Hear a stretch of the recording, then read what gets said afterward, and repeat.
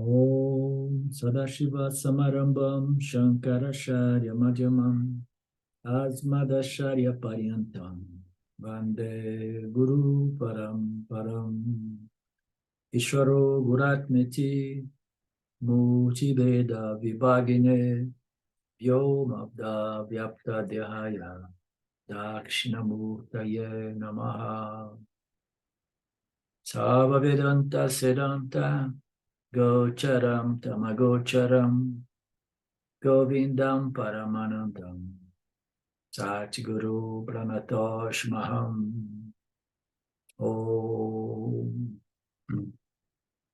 Om Shanti, Shanti, Shanti Om, Namaste. Welcome to our Tripura Rahasya. My dear, I beg you with hands clasped, let me fall again back into the peace of Nirvikalpa Samadhi, in the peace of my blissful self. And then furthermore, Hemashuddha told his very wife, which is his guru, and he said, by the way, I pity you that although you know this state, you are in there engaged in vain with these activities. I think at this point he did provoke her a little bit to say, I feel pity for you because you know this, you should know better, you should be in this state. I think she's gonna hit him back. Let's see. The wise girl gently smiled at all this, all of what he said, and told him, my lord, you do not yet know the highest state of sanctity,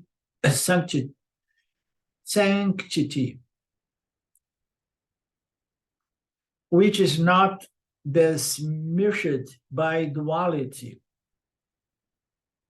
So what kind of situation is this one? You do not know the highest. You do not yet know the highest state. So as you know, the self is not a state. All states belong to the mind. The Jiva-Atma experiencing the world through the mind, the body-mind complex. So the key for happiness in life is to have a good instrument of experience knowledge so that you can enjoy this human life. So we live through a certain mental state, and then she's pointing out the highest state, which is not besmirched by duality. What is this besmirched? I forgot to check this word. Conditioned. Kind of means spoiled. Spoiled. Soiled. Soiled. Okay, so the highest state is not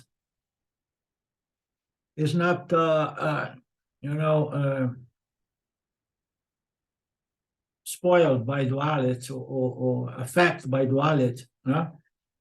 So what kind of state is that?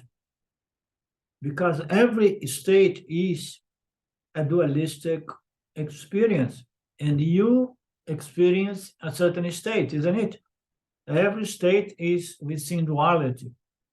Yet she's saying you do not know the highest state. So she is pointing to something that needs to be clarified, not to bring about doubts and contradictions.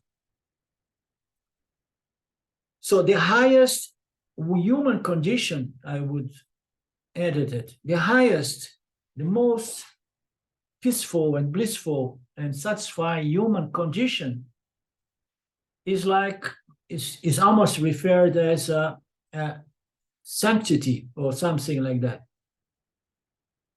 It's the highest human condition, mental human condition, which is not spoiled or affected by duality.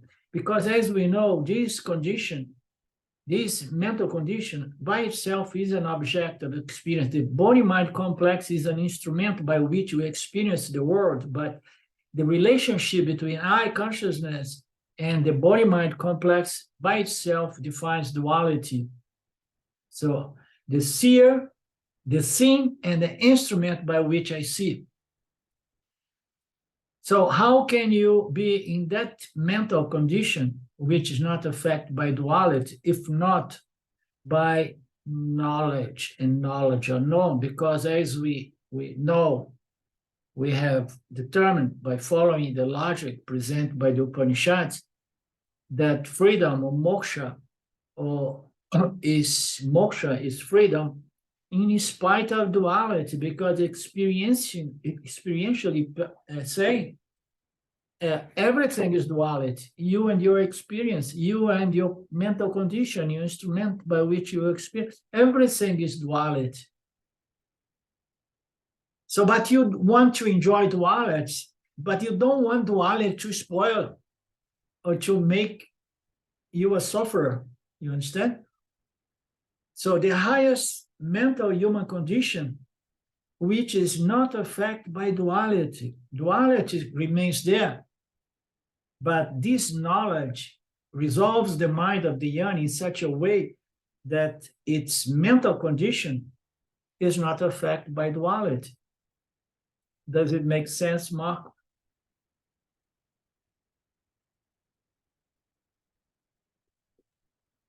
Yes, it does make sense. Yeah, I understand knowledge is the only way to get to that state, so to speak.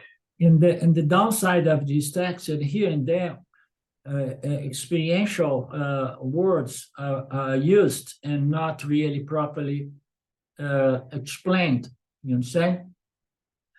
So the highest state is not a state, but we say the highest mental state would be okay. The highest human condition, the highest condition of human mind is not affected by duality. Once reached, the wise transcend duality. Yes, transcend duality, but duality remains. What is the basic, most fundamental duality? Experiencer and experienced. Subject and object. This is the fundamental duality that makes us Jivatma, human beings. So once you reach this highest condition, which, by the way, can only be reached by knowledge, understanding of what you are, and then you kind of transcend, or you become immune, okay? Immune to duality. Why? Because you neutralize duality by purifying your likes and dislikes. Duality is a problem only when the objects out there are creating this disturbance of repulsion, aversion and attraction, I want, I don't want, I want to run, I want to grab. So once that is neutralized by the means of knowledge, understanding of the science of Mithya, even Karma Yoga, Dharma Yoga, the science of Mithya, understanding that likes and dislikes develop, and fundamentally all objects that produce likes and dislikes, they don't contain the peace. The peace has to be established by the means of understanding the system.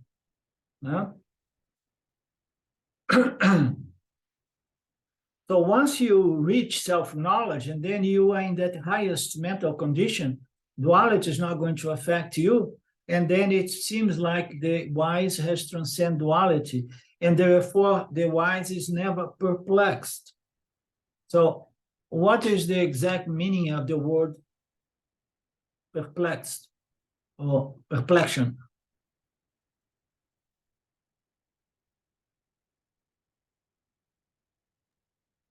I think it's, well, perplexed means doubtful, just confused, perplexed. But I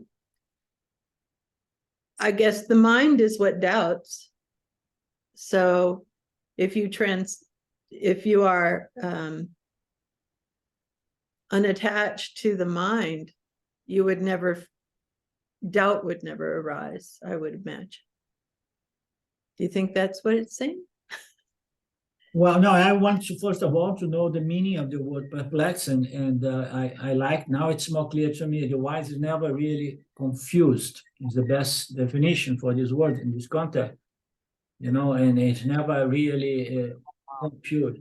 As far as doubt, so doubt is a function of the mind that persists even in the case of the yoni, but from a different angle, because our human nature is always going to question experience for the sake of self-preservation. So if you know that fire is going to burn and kill you, you're going to question that experience of jumping into the fire, or anything like that. So some of those intuitive doubts and discriminations happen in the background of the yoni as well the aniyani.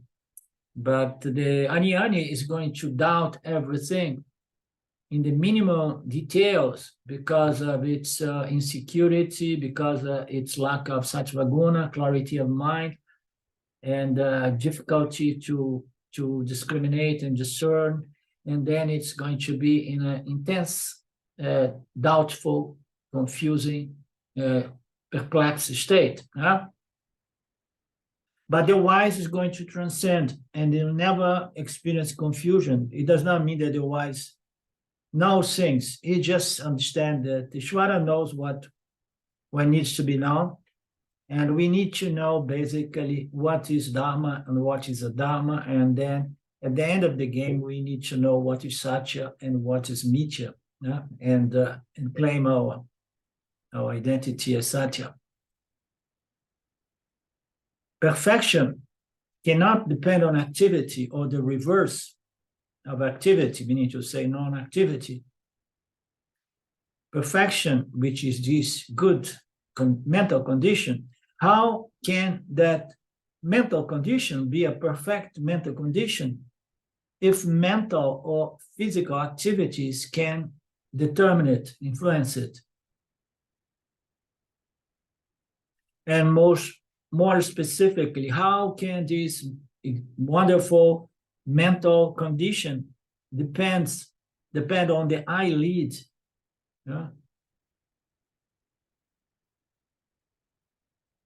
The weight of it, barely grains, makes all the difference to it.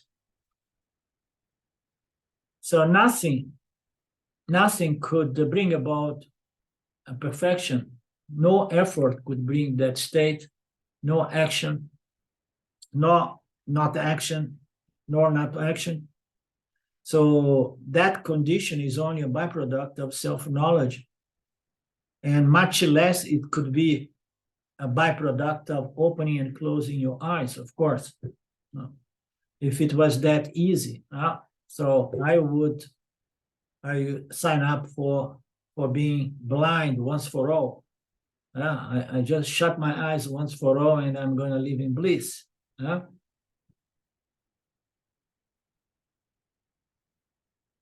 Again, how can it be a perfect if it's located only in the inner world? So you mean to say you have to shut your eyelids, and then you are in that perfect state. So if you open, and then the exterior world is going to mess up everything. Your perfection is going to be affected by opening your eyes. How absurd is that? How shall I say of the grandeur of your delusion, my husband and disciple, Himalshuddha? How ridiculous to think that your eyelid, 1 inch long, can shut up the expanse in which millions of words have revolved in one corner alone. So, meaning to say, how stupid to believe that you can close your eyes and then the world is going to disappear. So all those impressions are composed by millions of experience from all kinds of worlds are going to be alive.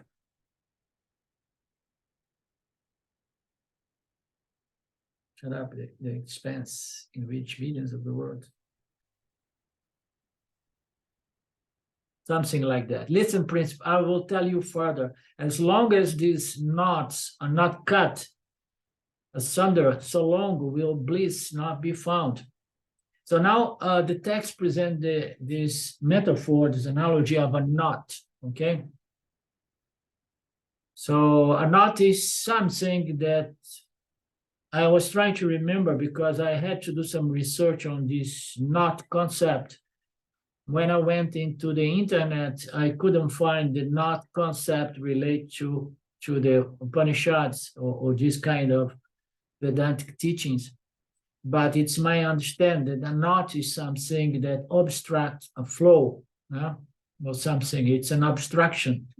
If you guys have a different, better idea. So these knots, they need to be cut. Otherwise, bliss will not be found. The knowledge acquired is thus not effective.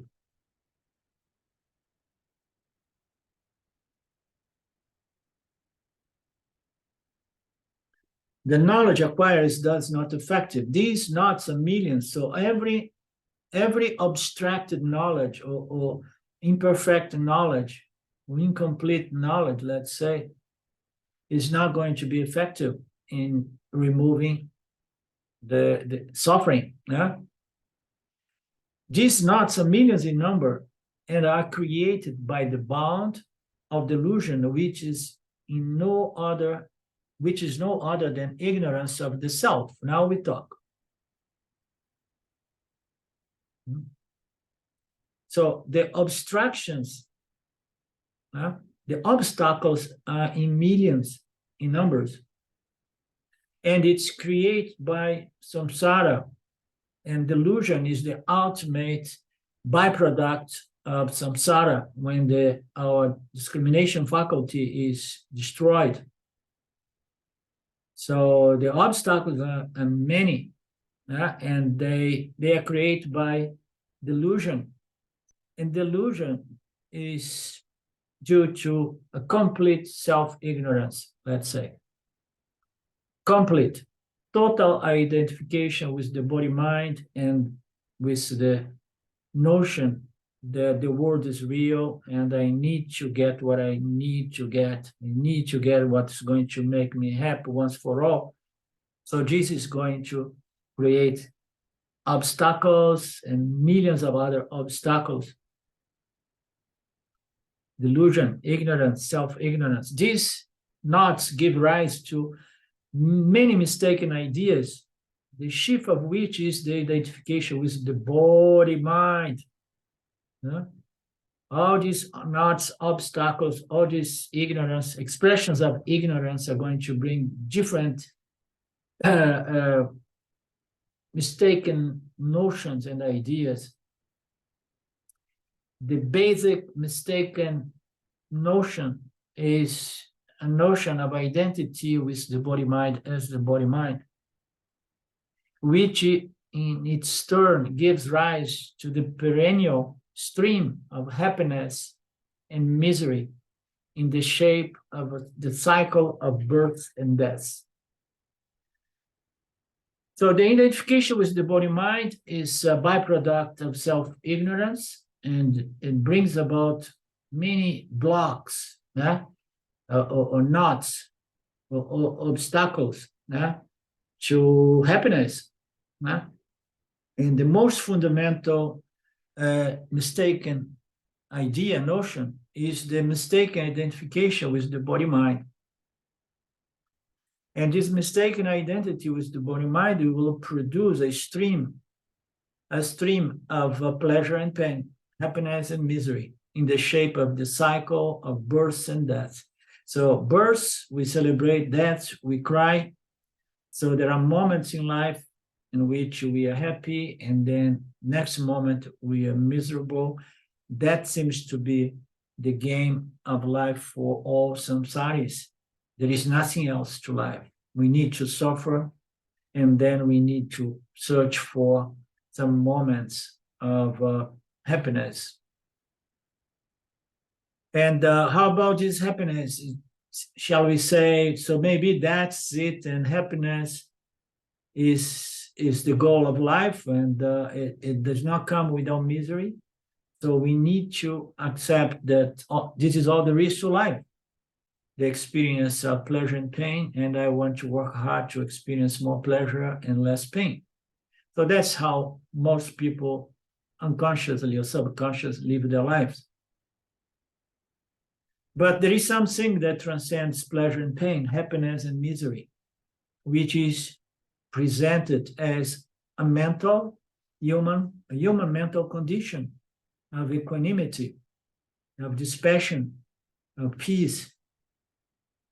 A peace that does not depend on any object of happiness, any happening, and transcends also misery, because I am miserable only to the extent that I want things and I cannot get things.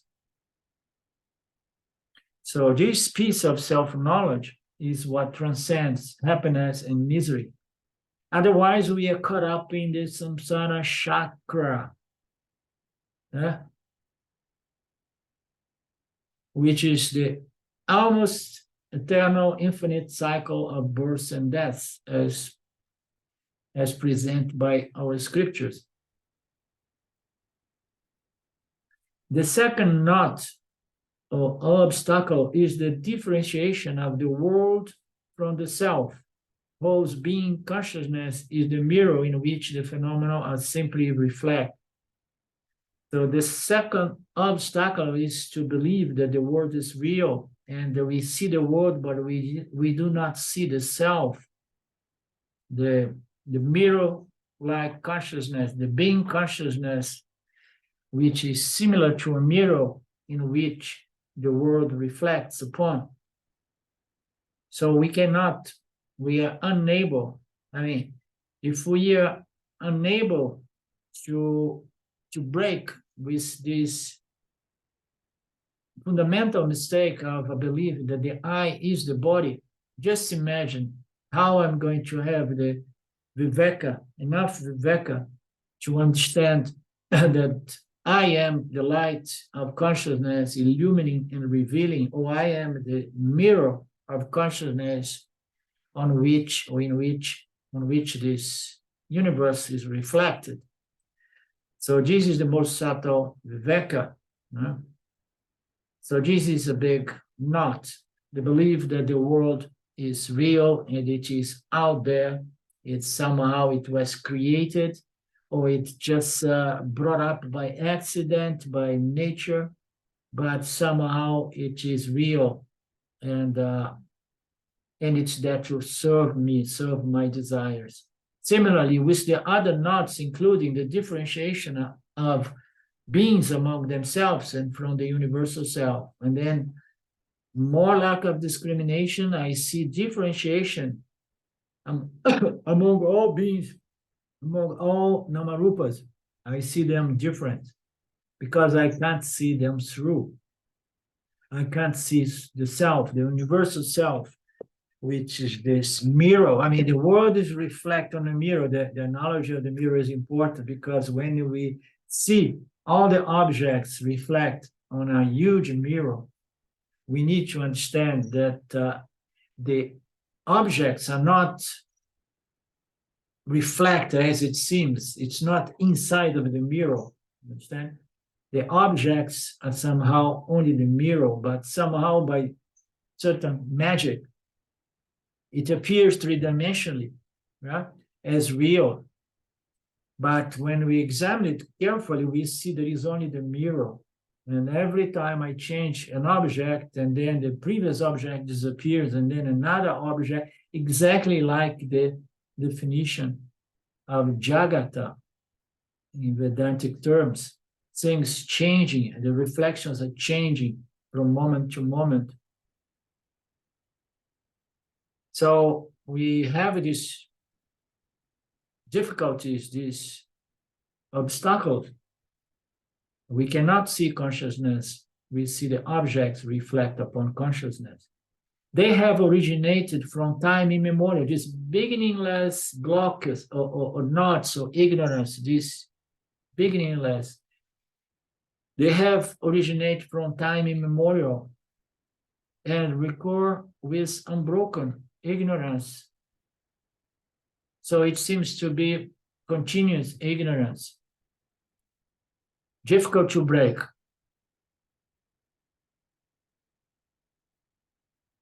It gives rise to the universe as we know it.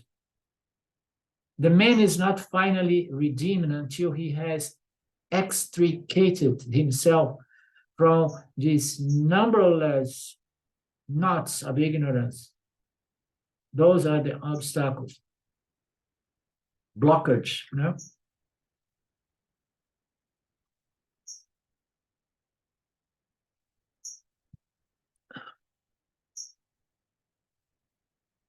Anything from you guys?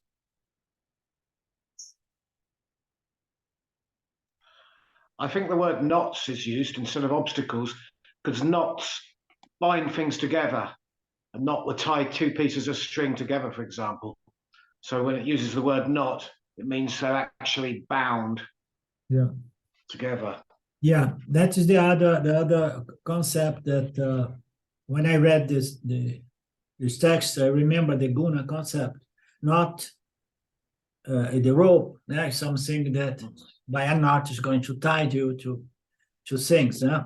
But I found that obstacles may seem to be a better I'd say a way to explain this word in this context here. Yeah.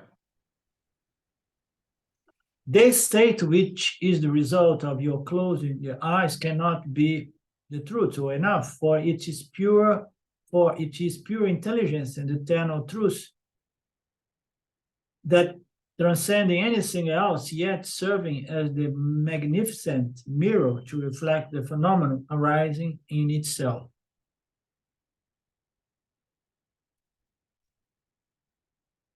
So whatsoever you experience as a result of closing your eyes cannot be enough, because it is pure intelligence and eternal truth which transcends anything, yet serving as the mirror-like apparatus reflecting the phenomenal world that you are trying to escape from. It appears within itself, and you are trying to close your eyes, not to get in contact, but you should rather understand that what's happening here is Maya reflecting infinite numbers of namarupas which occur within yourself, your very self. And it's exactly like the image produced in a mirror. And furthermore, so if you close your eyes, you don't see the physical material world, the external world like that out there, but you have the inner world as well. So you need to go through a process by which you empty your impressions, and then you go into the business of emptiness, slowly, gradually. And then you're going to come to the conclusion that this is the ultimate nothingness, emptiness. Prove, Mashuda, if you can, that everything is not contained in the mirror, in consciousness. Everything is contained in you. Whatever you admit as known to you is in the knowledge conveyed by that consciousness. Whatever you admit as known to you. I know my state. It's blissful state. Anything that happens is happening in you and is conveyed by you as consciousness. Consciousness is the knowing, the chit aspect of Satchitananda that allows you to know that state. So you are getting caught up and bound to the state to the extent that you don't want to even open your eyes anymore. Even what may be surmised to be in another place and at a different time is also within your very consciousness. Everything is happening within you. So they are reflections, appear to be on a linear time as events, but as it seems It's all happening simultaneously in consciousness, and it's all in appearance, we must say, no? Moreover, what is not apparent and unknown to that intelligence is a figment of imagination. So in other words, everything is known to consciousness, which is present here as the supreme intelligence, the supreme knowledge, the knowing, the knowledge principle. Moreover, what is not apparent and unknown to that intelligence is just an imagination. Like the son of a barren woman, everything is known to this very consciousness. Why? Because it is the cheat aspect of consciousness. Consciousness is the knowing aspect. So anything that happens within consciousness, through the human mind, through all other living creatures. Consciousness is that knowledge that lends knowledge to the living creatures so that they can know their little environment. But what is knowing? Consciousness, because nothing is escaping consciousness. Everything is happening to that supreme consciousness, intelligence.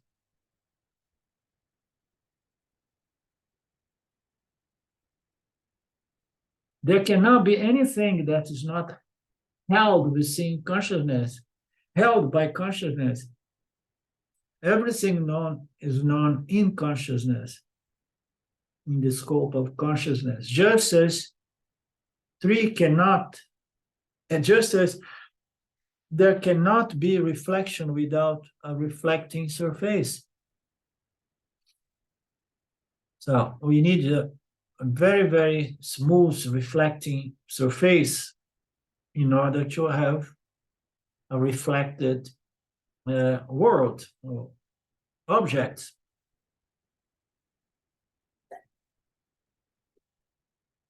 Likewise, the universe is reflecting consciousness. When we say that the world is a reflection in consciousness, in a mirror-like aspect of consciousness, we are talking about Maya, the Prakriti of Maya. So Maya and consciousness, many times they need to be resolved so that we understand these teachings. So it's a reflection that occurs within the Prakriti of Maya, the macrocosm reflecting medium.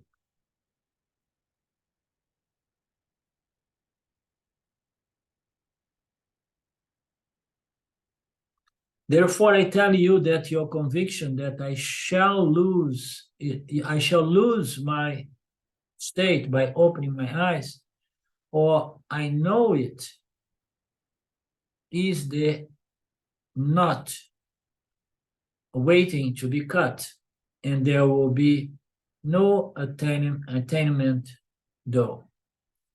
So as long as we are tied to these notions, I know it, I can't open my eyes, I'm very close. So all these notions, are impediments, and you will not attain your true nature, because your true nature is the seer of all these notions, concepts, and states of experience. Remember, it cannot be the perfect state if it can be attained. Oh, this is beautiful. Huh? How can something be the ultimate truth if it needs to be attained? What is the definition of the truth, of reality? Is that which is always ever present, regardless of any effort,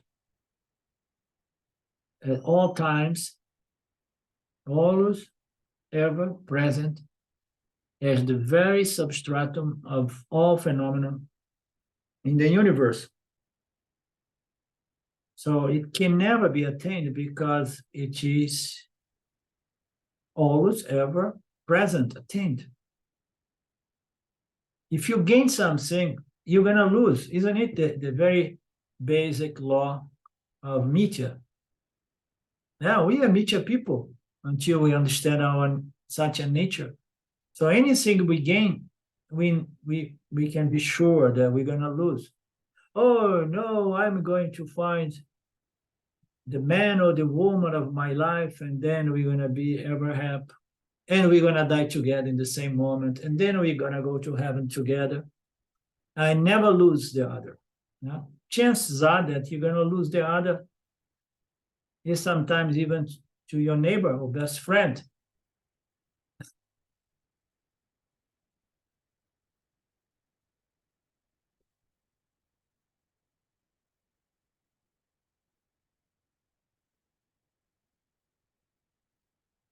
What you consider a happy state is accomplished by the movements of your eyelids cannot indeed be perfect because it's certainly intermittent and not unconditional. It depends on effort. What's the condition for that state? Oh, I have to close my eyes and we have to stop all thinking process. So effort, action is needed. So it cannot be the natural perfection of the self, which is not a doer, which is not something that can be attained because it's all over. It's our very nature. It's the very nature of the one trying to attain it or get it.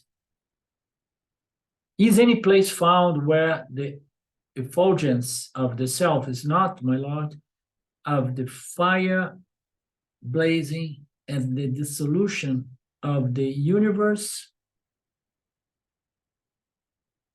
Itself is present everywhere.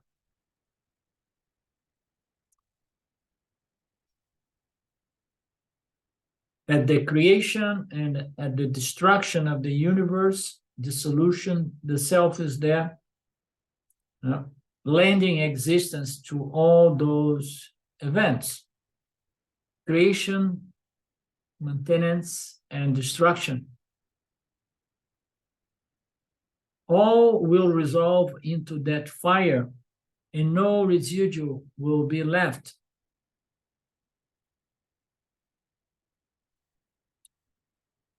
Similarly, also the fire of realization will burn away all your sense of duty so that there will be nothing left for you to do. So she's presenting the concept of Shiva, the destroyer, of the universe, and then making a parallel to self-realization. Self-realization is also a destroyer. It's going to destroy the world, but in a different manner. It's going to destroy the notion that the world is real and it serves a certain purpose to complete me. This self-realization is a fire that will burn away all your sense of doership. I must do this to gain that, to get satisfaction. And then once that is burned, there will be nothing left for you to do, or even to hold on to. But yet, the Yanni is going to keep doing its things, but not as a mean to gain anything really, or to gain completion, let's say, or to gain happiness. Anytime you guys want to help me, feel free to contribute.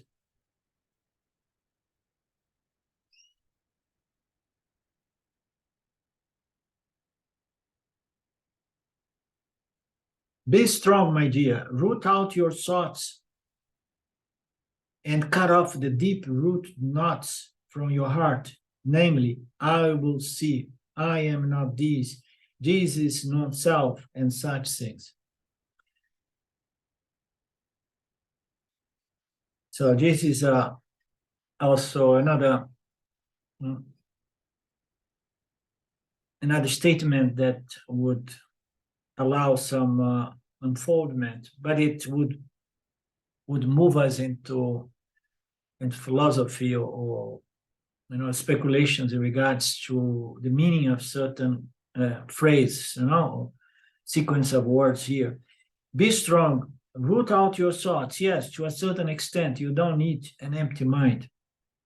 You need to do a certain control, as I think we saw it in the last class, So just control your mind just a little bit, but don't go into empty mind.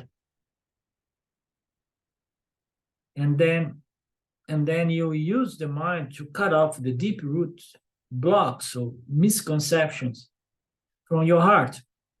The I see, I am this, I am that, and the effort, the intent of something that is trying to gain something. You're never going to gain that which is your full, whole, and complete nature, because you are already that. All notions and concepts have to be seen as effort, which is never going to take us there. That's why the best thing is to use the mind to think in line with the statements of the Upanishads. You need to use the mind to think as the Upanishads has present the logic, the vision, the Vedantic vision. So I am not this, I am not that. All those thoughts are okay, but they are not going to produce what you want. So ultimately, the only thought that is going to resolve this process, this problem, is I am Satchitananda, I am Brahman, Aham Brahmasmi. I am the only reality. I am conscious existence of infinite, limitless nature. This understanding, this thought, is what is going to finally resolve the mind. But it has to be taken in with full conviction, as I often say. And this is not a process of hypnosis or programming or brainwashing, because it's something that is so real, that is self-evident, our very nature as conscious existence, which is different from the mental process or the concepts held by the intellect. All of that is seen by this light of conscious existence. So that needs to be known doubtfully, doubtfulness. Undoubtfully.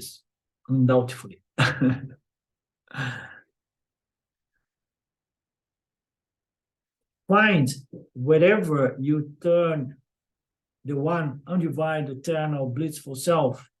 Also watch the whole universe reflect as in a mirror in the self, as it arises and subsides in it. The whole world arises from Maya and subsides in Maya. We often say the night of Brahman, but I very often also prefer to say is when Maya is tired and decides to have a deep sleep, and then the whole world subsides. Because as we know, Brahman is beyond sleep and awake states, in dream state, is Turiya. Stop contemplating. I see the self everywhere and in everything, within and without. So now what she means to say here, stop contemplate.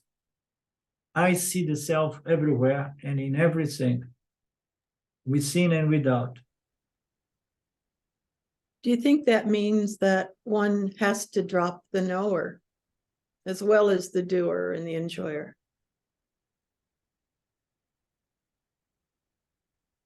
Reach the residual reality within and abide as the self with your own nature state.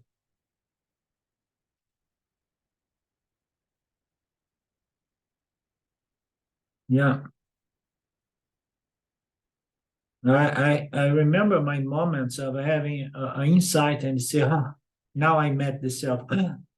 Now I see it, you know. And then we have to recognize the delusion about that. I was recognized it right after, without having contact with Vedanta, but I was intuitively seeing the delusion, this state, this epiphany, this thing happening. I mean, if it was the self, I should not be clinging or desiring something more, you know. I see the self everywhere. So this can be a super spiritual ego, huh? The person that goes around say, I see the self everywhere, within and outside. I mean, it may be a genuine kind of statement, but it could be a delusion of the ego. Because as some say now, the one who knows does not need to know to say that he knows or she knows.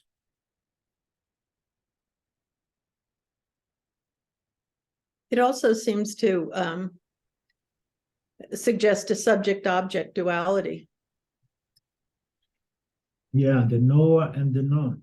I see, yeah. Reach the residual self, reality, within and abide as the self, with your own nature state. So I love this, your nature state. This is a concept that I met before I came to Vedanta. And I used to talk about that in my initial satsangs in Washington, Olympia, Washington state.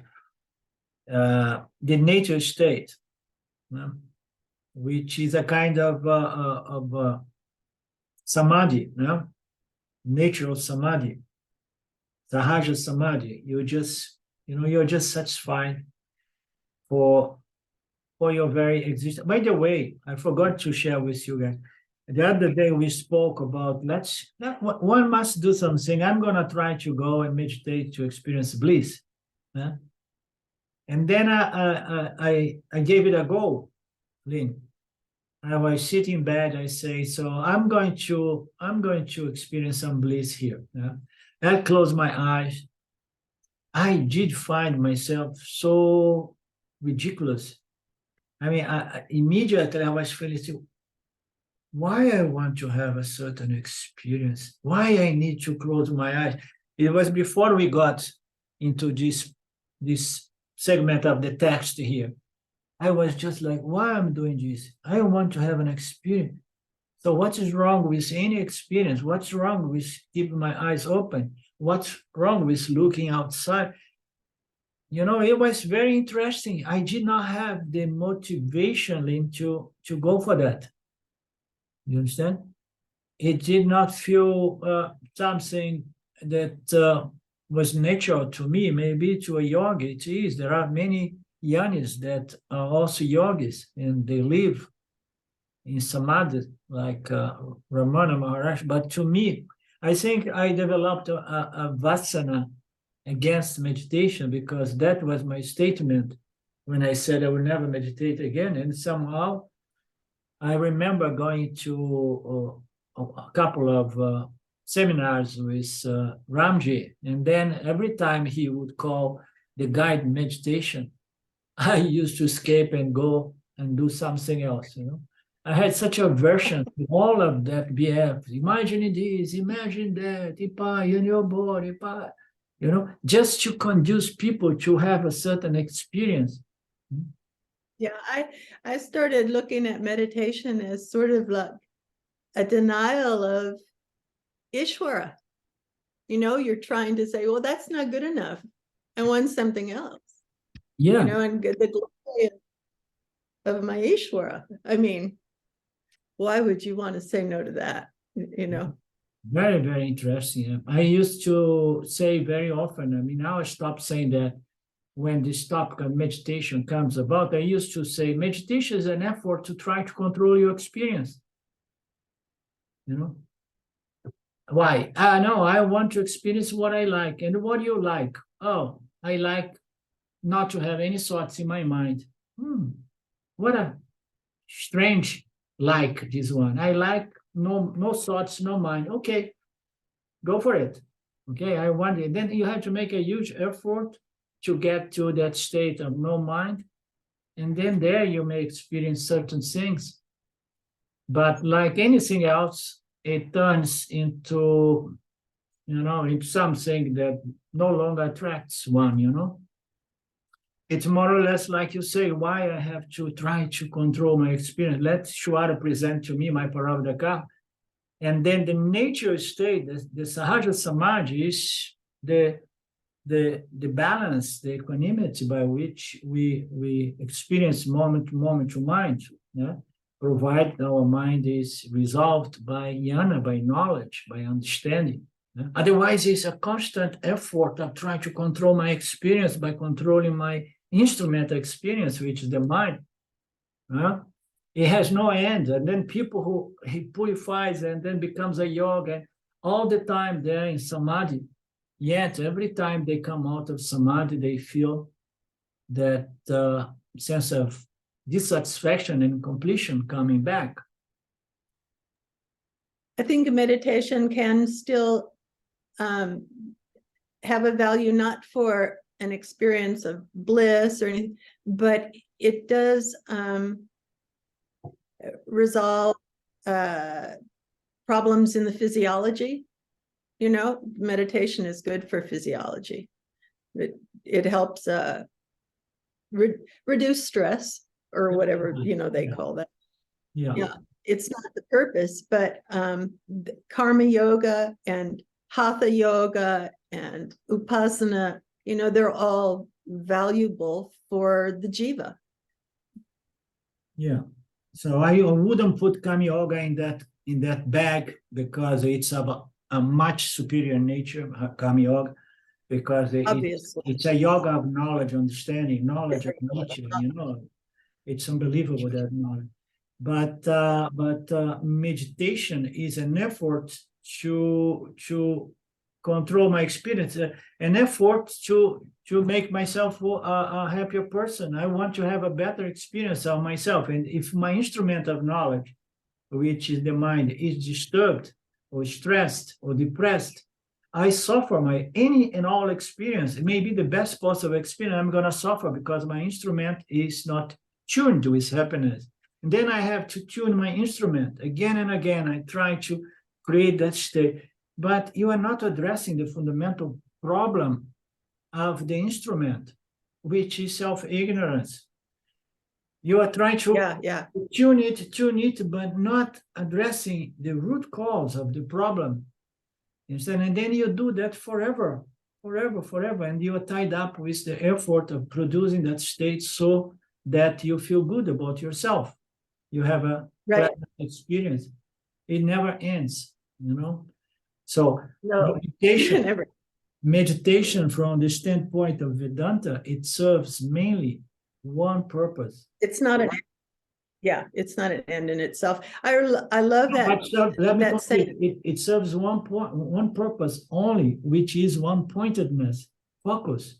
We need one-pointed focus to go through all of this. A disturbed, a mind which is all the time dispersed, it can never do this work. We need a tremendous focus, and only then we can follow the logic presents. Go ahead. What you were going to say? No, I'm trying to remember. Swami P says something about without upasana, jnana is incomplete, and without Or is it the other way around? Without jnana, upasana is incomplete, and without upasana, jnana is impossible.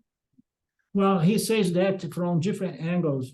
I mean, Yeah, generally, he says without Kama Yoga, self-knowledge or Jnana Yoga, impossible. Kama Yoga without Jnana Yoga is incomplete. From many angles, he says that. But the truth is that meditation or upasana is presented by Vedanta as a concession, because Vedanta is only about knowledge, is the path of knowledge, you understand? And upasana is an exception, a concession, because it is a different things that we do to tune or to improve this instrument by bringing it, disciplining it to remain focused, okay, rather than all over the place.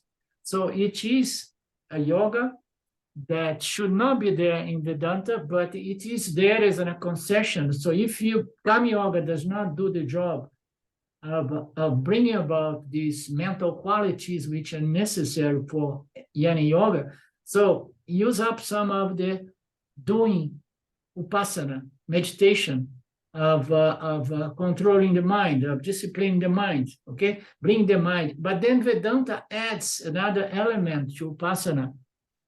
Vedanta says that meditation cannot exist without an object of meditation. And the object of meditation can be an empty cup. That is going to bring one-pointedness, okay? So you want one-pointedness, just hold your focus on any object of imagination. Okay? Vedanta says that since you need an object of meditation, make the object of meditation first, Saguna Ishwara, and then second, Nirguna Ishwara. And how you're going to hold your focus, here's simple. I'm holding my focus on a glass, empty glass. How I'm going to hold the focus on Ishwara, Saguna Ishwara? I'm going to have the teachings alive in my mind, remembering this, what Saguna Ishwara symbolize in the relationship, and then I'm focusing. It may begin only with an image of Krishna Guru, so or any deity, but ultimately, since we are all Vedantins, this upasana should be with the use of a symbol of an object of meditation, which is Saguna Ishwara, which later on has to be gradually replaced by Nirguna Ishwara. And then we are on the very deep waters of Upasana, which is going to bring one pointedness, as Vedanta say, plus expansion of the mind, because when you bring your mind into something which is limitless, your mind has to expand, you understand? So it's a totally different emphasis, the meditation proposed by Vedanta. But in the Gita, in the chapter 7, it appears there as a concession. And here and there, I heard from some of our Mahatmas that is a concession that Vedanta does. And why it's a conception? Because Upasana is an effort of holding the mind into a certain thing. It requires a certain effort, a discipline, which is not only based on understanding, but willpower, because it requires a lot of willpower to hold the mind on one point, you know? So things like that.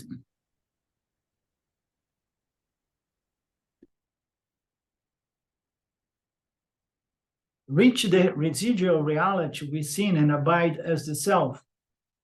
We are talking about that because of the Sahaja Samadhi, natural state.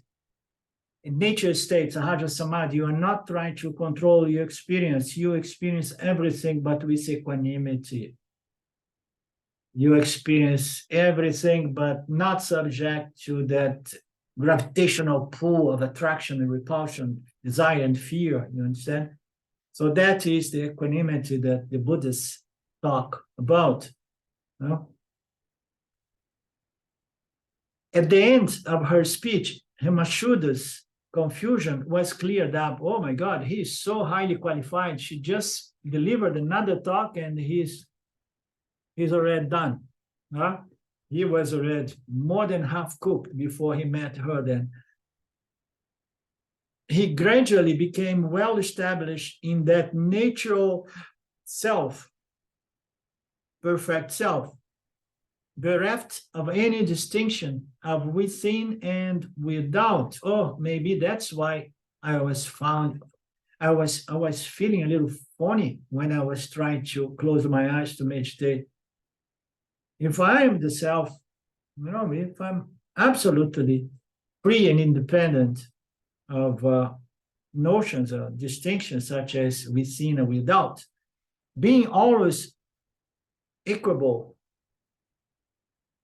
or equanimous, I would say, he held a very happy life with Himaleka and the others, resigned over his kingdom, reigned over his kingdom and made it prosperous, engaged his enemies in war. Oh my God, unbelievable, yearning, engaging and destroying its enemies in war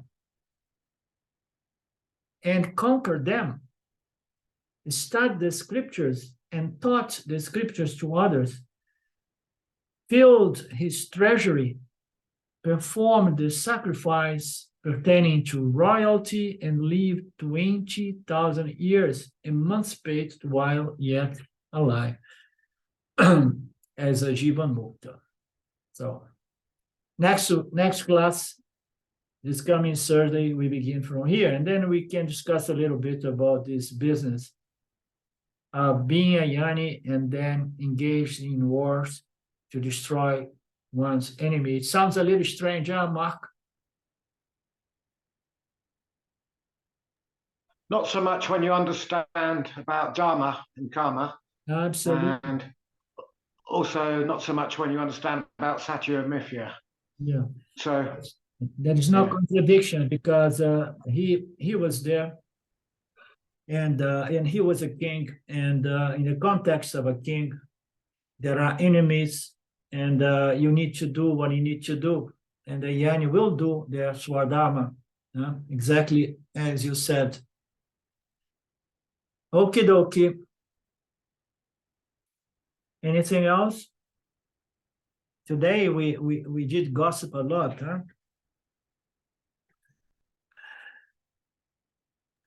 just reflecting a little bit on meditation, I see meditation and all the yogas actually as a form of purification. What yoga does, it makes you more and more subtle. And so meditation just extends that. And also, yoga, when you look yoga, you mean the asanas, huh? No, all yogas, I find, particularly the asanas as well. Yeah, they take you from the gross to the subtle, and meditation does the same. It takes you from gross thinking of the outside world to the subtle concepts of the thoughts, and then it takes you beyond that. So it's a form of purification, the way I see it. Definitely. And also, if you look in Aparakshana Bhuti, the last 15 verses or 20 verses in that talk about Vedantic meditation and how that differs from yogic meditation. And basically what it's saying, the self is all, and think and contemplate on the teachings of Vedanta. And that is yogic, Vedantic meditation, really. That's how Nidhyasana. Yeah, our Vedanta meditation is Nidhyasana. It is a flow of thoughts, harmonized with the Upanishad revelation. So you just stay in that mode, contemplating until everything is clear. So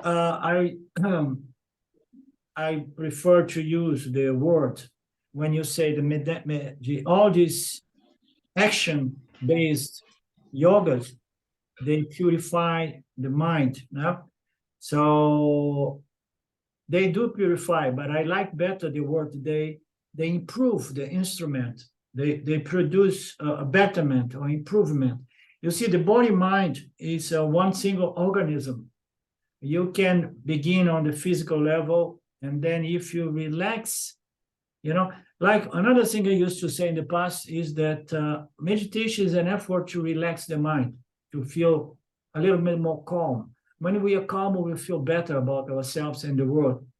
So you want to become calm. So you begin with the body, doing all those exercises that I did many times in the past. And then you walk out of your 1 hour or 90 minutes yoga, and then you experience that the mind is also relaxed. So is it really purifying? Yes and no, but it produces an immediate result, which is the result of mental, physical relaxation. So there is less tension, less extroversion. You are more present. In other words, your mind is a little bit more sattvic. Okay, but is it going to bring about purification? So we never know, because the true purification, why it comes with karma yoga, because anything that is effective must be found in understanding. You understand? And if you go twist your body in all possible ways and then you relax, but if there isn't a profound understanding of your interaction with the field, you understand, in a way that you can relax based on all those insights, and then you are really purifying. Otherwise, you are improving, you know, your mental state, but then because you never really address, that's why I'm reluctant with the word, all this doing sadhanas, they purify. No, they bring the person to a point of exhaustion and frustration, because ultimately none of this really purifies. You know, understanding will purify, knowledge will really purify. That is my view, which is the radical view of Vedanta, although here and there exceptions and compromises are made. You understand that you can do many things that are going to make you feel much more sattvic, but for some time. Okay, the word purifying is wrong. The word refining is better. And yoga, over a number of years, definitely isn't a temporary effect, definitely refines and continues to refine. And yoga also will lead to enlightenment through knowledge eventually, but firstly, through a refinement of the body-mind complex. And this happens starting with the asanas and then going through pranayama and then through all the steps of yoga. So yeah, this process definitely happens in yoga, and it's not a temporary effect. I'm not going to challenge you any further, Mark, because I don't want to lose you. Otherwise, it's me and Lynn here. Well, let's stay. No, I'm not going anywhere either. But you know, I'm going to continue. I understand that knowledge is the solution to the problem of ignorance. Yeah. But also, you know, I will stand up for yoga because I know. And it works. And I've seen enlightened yogis who haven't been through the course of Vedanta, do you know what I mean? Who've got there through the process of yoga. So of course, yoga can't be criticized, I believe. Yeah, those may be exceptions because they went into yoga. You see, the example of Ramana Maharaj is the most relevant. So it's someone who goes and stays a number of years, 20, some say, in Samadhi. And then either during that process or even before, when he was 17, by having experience, he got the knowledge of his limitless nature. So a lot of people get it, you understand? But why Ramana Maharaj is such a good example? Because although he began with Samadhi Yoga, okay, he never really taught Samadhi Yoga.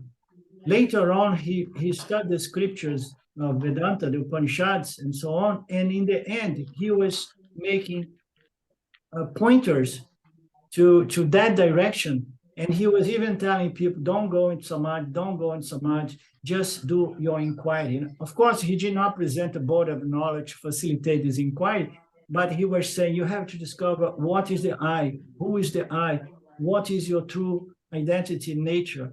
He was pointing to that, you understand?